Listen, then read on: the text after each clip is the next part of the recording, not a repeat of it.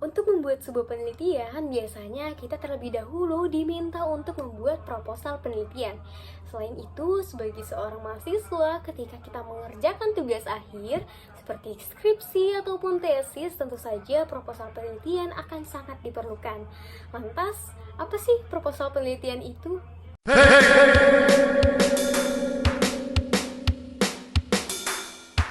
Halo, saya Tiara Nada Sadat, biasa dipanggil Tiara, dengan NIM 23100260032 dari program studi Kedokteran Gigi Fakultas Kedokteran Universitas Mulla Barman. Pada video ini, saya akan menjelaskan tentang proposal penelitian ilmiah. Proposal penelitian ilmiah merupakan bentuk tulisan yang bertujuan untuk merespon fenomena permasalahan dengan menyampaikan pemikiran. Nah, tujuannya untuk memperoleh persetujuan atau wewenang untuk melaksanakan penelitian ilmiah. Proposal ini harus mengikuti kaidah-kaidah umum yang ditetapkan oleh instansi maupun lembaga pemberi kewenangan agar dapat dengan mudah dipahami oleh pihak yang berwenang. Ciri-ciri proposal ilmiah yang pertama adalah memuat unsur kepercayaan. Menulis sesuatu yang tidak sesuai dengan keadaan seharusnya dihindari dalam penulisan proposal penelitian ilmiah. Karena proposal merupakan tulisan faktual yang mengeksplorasi fenomena dalam bidang ilmu tertentu. Sehingga kepercayaan pada aturan dasar mulai dari observasi hingga dengan analisis data penting untuk menghasilkan laporan penelitian ilmiah yang menjadi landasan pengetahuan baru bagi pembaca dan pihak-pihak yang terkait. Yang kedua adalah unsur persuasi.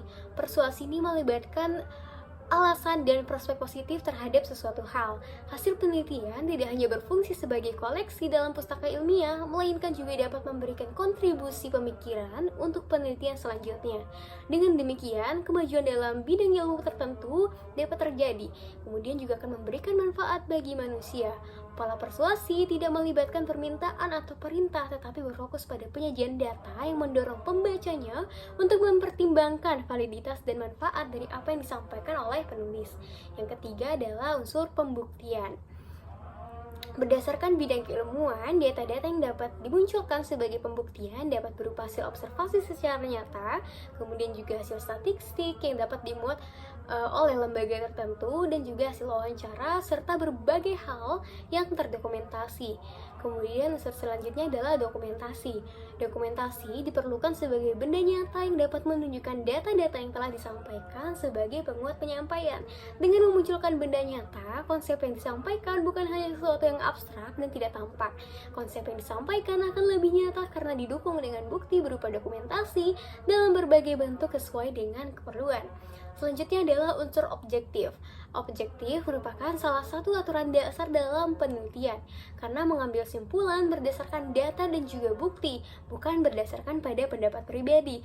Simpulan merupakan hasil atau dapat dikatakan juga sebagai hasil penelitian jika konteksnya adalah penelitian ilmiah. Kemudian adalah unsur relatif. Unsur relatif berkaitan dengan perubahan yang muncul sesuai dengan konteksnya masing-masing. Penelitian yang dilakukan pada lingkup akademik bisa memunculkan kemungkinan-kemungkinan yang sangat banyak. Kemudian unsur selanjutnya adalah seimbang, berkaitan dengan interpretasi yang dapat berbeda antara bidang keilmuan, baik sosial maupun alamiah, maka diperlukan penjelasan dalam penyampaian wacana yang dilakukan. Cara tersebut digunakan untuk mengupayakan penjelasan lebih lanjut bagi pembacanya bahwa ada beberapa cara dalam menanggapi sesuatu fenomena yang multitafsir. Beberapa penulis proposal penelitian menggunakan pengantar, misalnya di satu sisi, kemudian di sisi lain, atau dapat pula sebagai tambahan, dan juga disambung dengan kalimat-kalimat penjelas untuk menjelaskan bagian yang sekiranya dapat menimbulkan penafsiran berbeda bagi pembacanya. Sistematika proposal penelitian ilmiah diawali dengan pendahuluan. Bagian pendahuluan merupakan pembuka dan pengantar arah penelitian dengan menunjukkan hal-hal yang menjadi landasan dasar penelitian. Bagian ini terbagi lagi menjadi beberapa subbagian. Yang pertama diawali dengan latar belakang. Selanjutnya ada rumusan masalah, ada tujuan penelitian, ruang lingkup penelitian, serta hipotesis. Selanjutnya adalah sistematika, landasan teori, dan tinjauan pustaka. Landasan teori teori bertujuan untuk menyampaikan landasan teoritis yang akan digunakan sebagai dasar dan upaya pemecahan masalah yang diteliti menggunakan sintesis teori-teori yang telah disusun sebelumnya.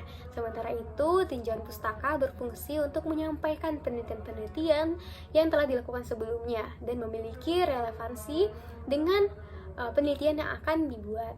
Selanjutnya adalah metode penelitian. Berdasarkan ketiga bagian tersebut, selanjutnya ada tahapan metodologi penelitian yang menyajikan pendekatan, metode maupun teknik penelitian yang akan dilakukan. Bahasa yang digunakan dalam penyampaian tahapan metodologi penelitian adalah laporan, deskripsi, ataupun prosedur. Kemudian juga ada waktu dan lokasi penelitian. Juga di metodologi ada alur penelitian serta sumber data penelitian. Sekian sedikit penyampaian informasi dari saya, semoga bermanfaat. Wassalamualaikum warahmatullahi wabarakatuh dan sampai jumpa.